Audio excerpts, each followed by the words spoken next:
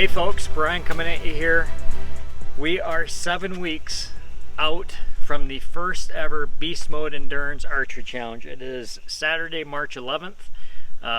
This event is on Saturday, April 29th at Tyrrell Basin Ski Resort here in southern Wisconsin. Even though we have snow on the ground, spring has not yet come, but April 29th is going to be here before we know it. So I wanted to put out this video kind of explaining some of the details that I know for sure are going to occur at that event, and for you guys to start planning for it or have something in mind.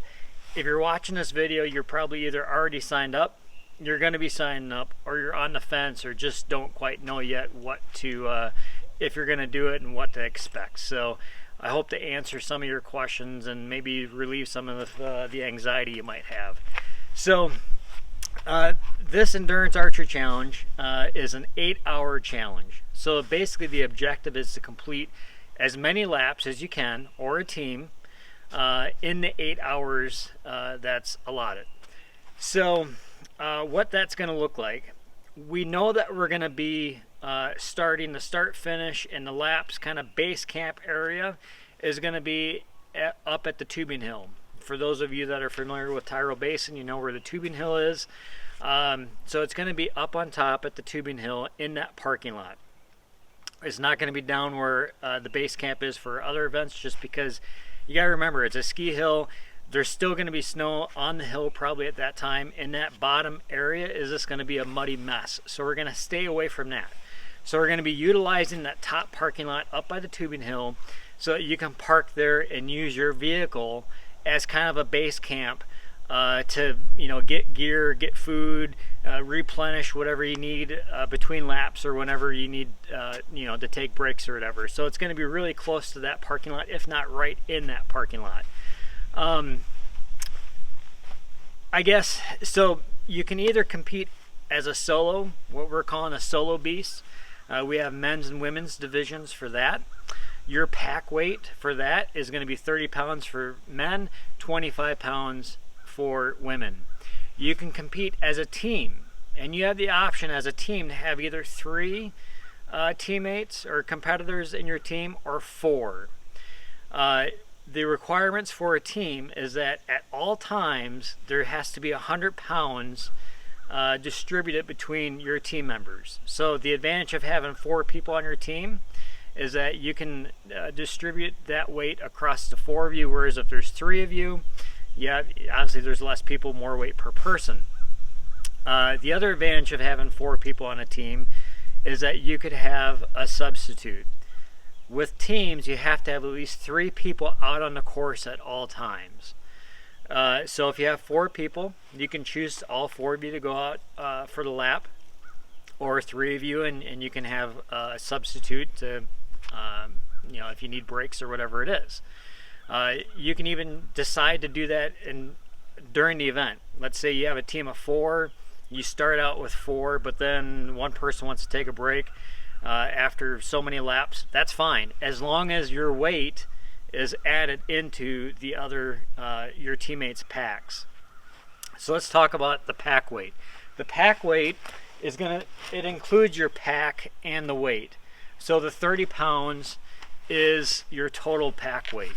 So it includes the pack and your weight. It does not include your bow. It doesn't include your binoculars or anything like that. So that's kind of where we're at with the pack weight. If you have a female on your team, if you're a co-ed team, you can take 5 pounds off the total weight for your team per female that's on your team. So if you have 1 woman, then it's 95 pounds for your team instead of 100 pounds. The gear that you're going to want to have, I'm probably going to recommend some kind of boot or trail shoe. And guys, so some of you are going to use this event really as a training event to kind of test out gear, test out your fitness for a hunt this fall. Maybe you're going on an elk hunt this fall, and you really want to use the gear that you're going to be using when you're elk hunting. Great, I highly recommend that. Some of you might be super competitive and you want to be as light as possible, and you might be wearing, you know, just a lightweight trail running shoe, lightweight clothes, and being just as minimalist as possible, that's totally fine too. You decide on what type of challenge you want to make this, and dress appropriately and have the gear and all that stuff handy. It's also a good time to utilize the energy. What I mean by energy is food that you're going to probably be using maybe out in the mountains on an elk hunt again. So really use this event. The reason that we're doing this event at the end of April is because the weather that we'll have will be somewhat similar to what you're going to have in September and October. And so it's not 100, hopefully, right? Hopefully it's not 100 degrees the last weekend of April, although my events have a reputation for being hotter than normal. So, but anywho, use this event for a kind of a training grounds and a testing grounds for your hunt coming up. But with that said, don't come to the event with brand new boots or a brand new whatever it is and you haven't even used it yet, because you're probably going to be in a world of pain if you're trying different stuff out. So not to get off on that tangent, but be thinking about that. So footwear, I recommend boots. Also be thinking you're probably going to be encountering some snow. Yeah, hopefully we don't have a snowstorm at that time of year, but the slopes at Tyrol, if there's snow left, which there probably is, there has been the last couple years that time of year, I'm going to make sure the course goes through some snow on the slopes. So keep that in mind. I highly recommend trekking poles. Guys, it's 8 hours, and trekking poles really do take some of the stress off of your legs. You don't have to use them the whole time. You can put them in your pack. You can leave them at base camp or your car if you don't want to take them the whole time. But I highly recommend trekking poles, especially as the challenge gets later, 6, 7, 8 hours into it. What else? Binoculars and rangefinders. If you want to carry a bino harness, again, if you're using this event to kind of test out gear to see how things work for over time, I recommend that. But at the very least, I would say probably a rangefinder so that you can range the targets that we're going to have on the course. You might need binoculars. I mean, that's going to be up to you. So this is probably an optional item depending on what type of competition you're looking at doing. If you're looking to be as fast as you can, you may not want to carry this and maybe just carry a rangefinder. And with that, again, if you're doing this solo, you have to be able to shoot a bow, okay? You have to have archery equipment because it is ultimately an archery challenge and not just an endurance fitness challenge. So with your bow, if you're on a team, however, only one person has to be able to shoot. So you can have teammates on your team that maybe aren't into bow hunting or are not archers, which is great. That's awesome. I think we have a team that's like that. I hope to get more teams that are like that, to get more people involved.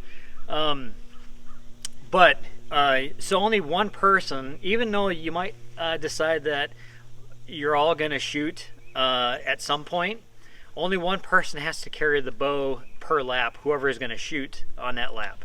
Now there will be hopefully two targets per lap. So if multiple people want to carry their bows, again, if you're using this as a training tool, and if you're going elk hunting, I highly recommend everybody carrying their bow and getting used to carrying it for that amount of time. But not everybody has to carry a bow.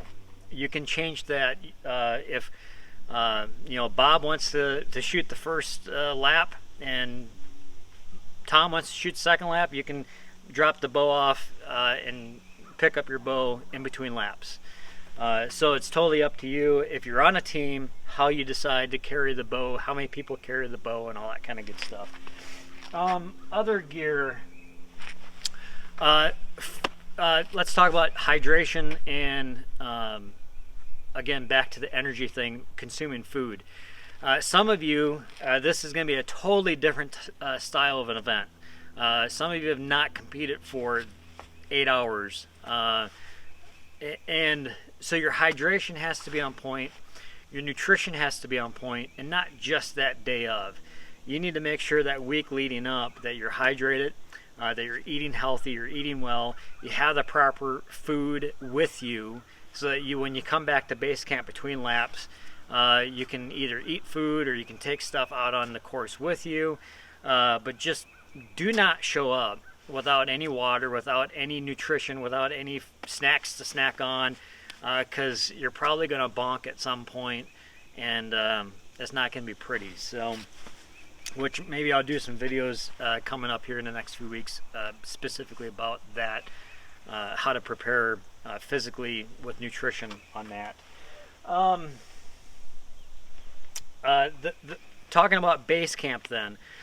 So hopefully we hope to set up the base camp area so that every time you come through, every lap you come through, your packs will be weighed.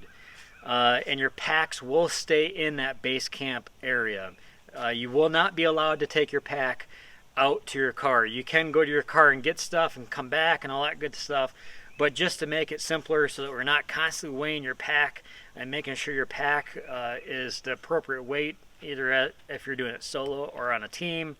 We're going to make sure you keep all of your gear in that area, or in terms of your pack.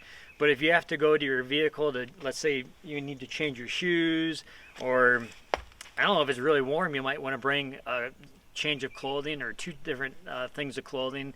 So that stuff you can go back to your vehicle and change that out. But your gear and stuff will stay kind of in a enclosed or fenced in area there. Let's see, the targets then that you're going to be shooting. So this is going to be if you've done the BMAC games, you know that depending on how you shoot, you get a time penalty or a time bonus, or it's kind of an even wash. This is going to be totally different.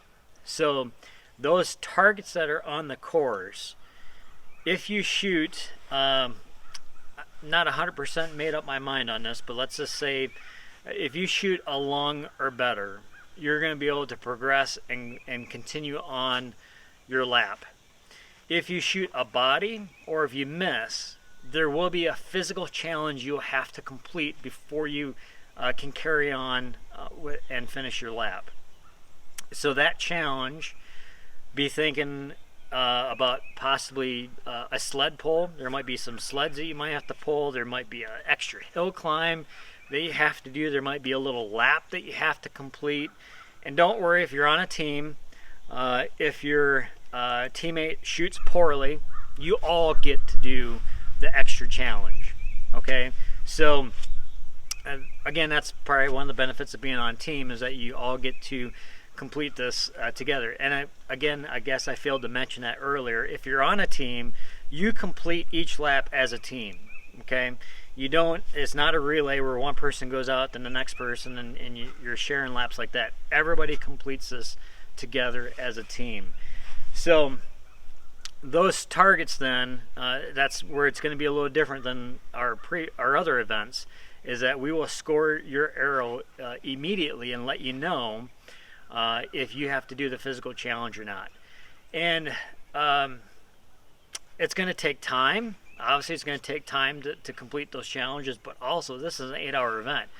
If you are just shooting poorly, you're going to have a lot of physical challenges to complete over those 8 hours, and it's just going to drain you. So, practice your shooting. This is an archery competition with a flair of fitness. So I can't emphasize enough to hone in on your shooting and spend time practicing with your bow and arrow. I know this time of year it's kind of crappy and it's hard to get outside and shoot, but if you're in the area, there's a lot of 3D shoots coming up over the next 2 to 4 weeks. So get out there, support your local clubs, and participate in those 3D shoots so you can get some practice shooting those foam targets and whatnot. So the other stuff, I think that's probably about it. I do want you to know that this event is being held on the same weekend as HHA USA.